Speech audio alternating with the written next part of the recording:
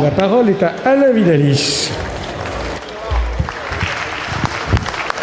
Monsieur le Premier ministre, 63 400 chômeurs de plus en mars 2009, près de 250 000 demandeurs d'emploi supplémentaires sur le seul premier trimestre 2009. Une augmentation du chômage de 22% sur un an. À ce rythme, notre pays court vers une catastrophe sociale sans précédent, avec en perspective autour de 900 000 à 1 million de chômeurs supplémentaires pour l'année 2009. Dans ce contexte, le gouvernement ne trouve rien de mieux que d'exhumer l'extension du travail le dimanche.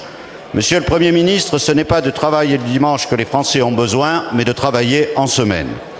Dans ce contexte, le gouvernement maintient les allègements de cotisations sur les heures supplémentaires qui coûtent 4,4 milliards d'euros et constituent en réalité une machine infernale à détruire les emplois avec l'argent du contribuable. Dans ce contexte, le gouvernement persiste à organiser le plus grand plan social de France en supprimant 30 000 emplois dans la fonction publique et 20 000 emplois dans les hôpitaux.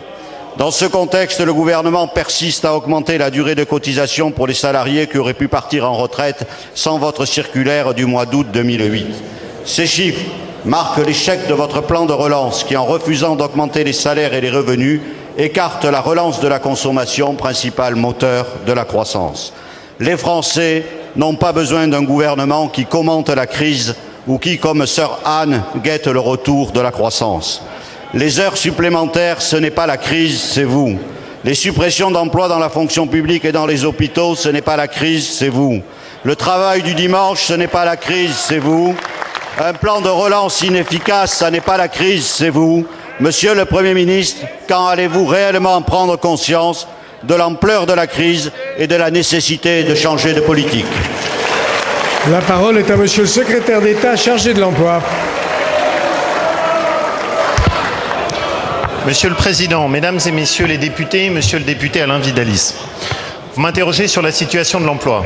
Et nous sommes tous, je pense, sur l'ensemble de ces rangs, conscients de la gravité dans laquelle le pays est aujourd'hui plongé, dans lequel l'ensemble des pays occidentaux et plus généralement des pays industrialisés se trouvent. Les chiffres de l'emploi sont mauvais. Ils ont été mauvais sur les 6 mois qui se sont écoulés. Ils seront encore mauvais sur l'ensemble de l'année.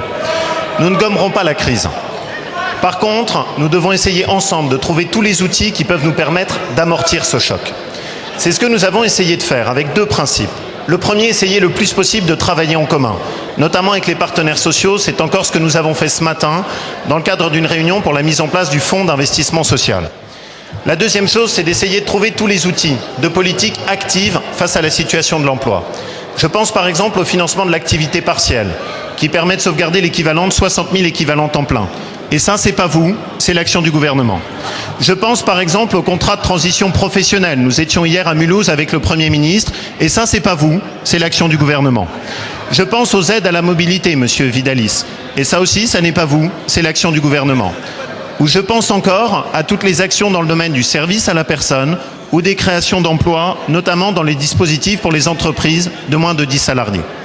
L'ensemble de ces mesures, j'en suis bien conscient, ne permettent pas de gommer la crise que vous avez soulignée avec raison, mais elles permettent de l'amortir et de tout faire pour essayer de mieux protéger nos compatriotes. Juste quelques chiffres pour bien le mesurer. Au cours de l'année qui s'est écoulée, le chômage en France depuis mars 2008 a augmenté de 15%. Au Royaume-Uni, il a augmenté de 30%.